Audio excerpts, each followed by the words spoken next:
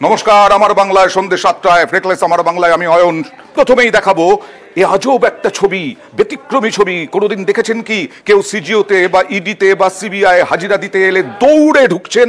হ্যাঁ, সঞ্জয় রায়ের নাম শুনেই এএসআই অনুপ দত্ত দৌড় লাগালেন।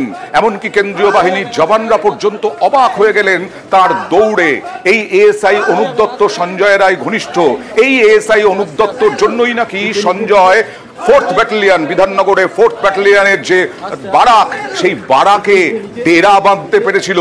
সরাসরি চলে যাব প্রতিনিধি অমিতের কাছ থেকে জানবো পুরো বিষয়টা। এই অনুপ দত্ত তিনি কিভাবে সঞ্জয় রায়কে, কেন, কিভাবে, একেবারে বলা যায় যে রক্ষাকর্তা হিসেবে ছিলেন সঞ্জয় রায়ের, কিভাবে ডেরা বেঁধেছিল এই সঞ্জয় রায় বিধাননগর 4th ব্যাটালিয়নের বারাকে।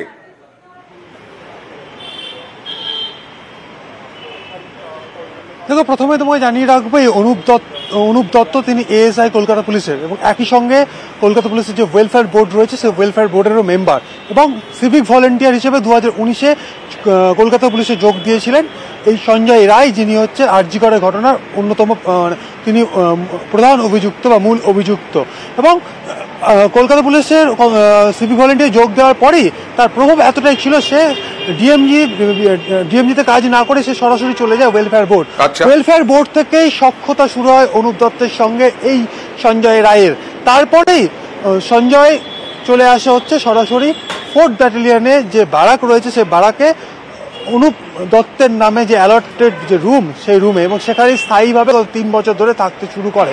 এবং সেখান থেকেই বিভিন্ন কর্মকাণ্ড শুরু হয়ে যায় এই সঞ্জয় রায়ের।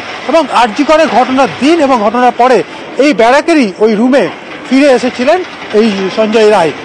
সেই কারণেই সঞ্জয়ের গতিবিধি, সঞ্জয় সম্পর্কে বিস্তারিত তথ্য জানা, এমনকি তাদের মধ্যে টেলিফোনে কথা কোনো কনভারসেশন হয়েছিল কিনা, এই বিষয়গুলো জানতেই এই এএসআই অনুপ দত্তকে জিজ্ঞাসাবাদ করা হচ্ছে সিবিআইয়ের তরফে।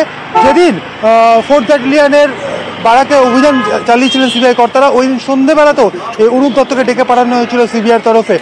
আজও অনুপ দত্ত হাজিরা দিতে এসেছেন সিবিআই দপ্তরে।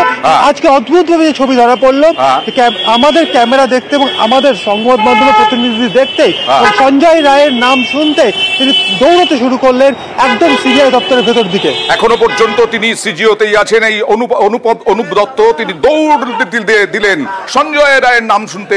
এই অনুপ দত্ত তিনি দক্ষিণ দিনাজপুরের বাসিন্দা। আমরা গিয়েছিলাম তার বাড়িতে। সরাসরি চলে যাব প্রতিনিধি অনুপ সান্যালের কাছে। অনুপ, কতদিন ধরে বালুরঘাটের বাসিন্দা, কি বলছেন তার পাড়া প্রতিবেশী? এই অনুপ দত্তর জন্যই সঞ্জয় রায় আজকে এত বড় মাপের দাগী অপরাধী হয়ে উঠল। আর এই অনুপ দত্তের সঙ্গেই ছিল আরেক সিভিক ভলান্টিয়ার সৌরভ, তাকেও তলব করেছে অনুপ।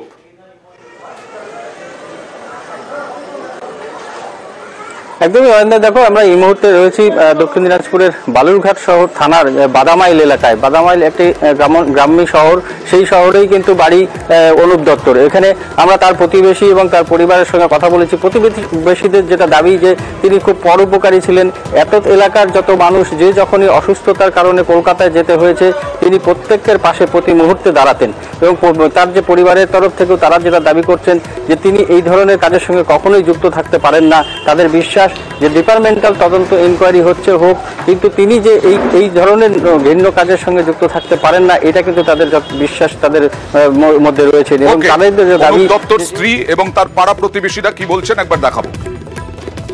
ডিপার্টমেন্টাল একটা তদন্তের ক্ষেত্রে ওনাকে ডেকেছে, যেটা সত্য সেটাই বলবে। আর কি বলবো আমি এই ব্যাপারে সেরকম কিছু বিশেষ ভাবছি না। আপনারা কি মনে করেন উনি এই ধরনের কাজের সঙ্গে যুক্ত থাকতে পারে?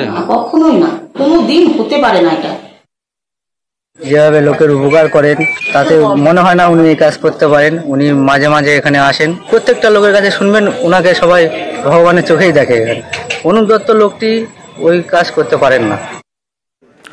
আর এবার হাসপাতাল পাহারায় কেন্দ্রীয় বাহিনী। আজকেই সুপ্রিম কোর্ট নির্দেশ দিয়েছে কেন্দ্রীয় বাহিনী মোতায়েনের। আধা সেনা মোতায়েনের। কারণ পুলিশের থাকা অবস্থায় যে ভাঙচুর আরজি করে সে নিয়েও বিস্ময় প্রকাশ করেছেন প্রধান বিচারপতি।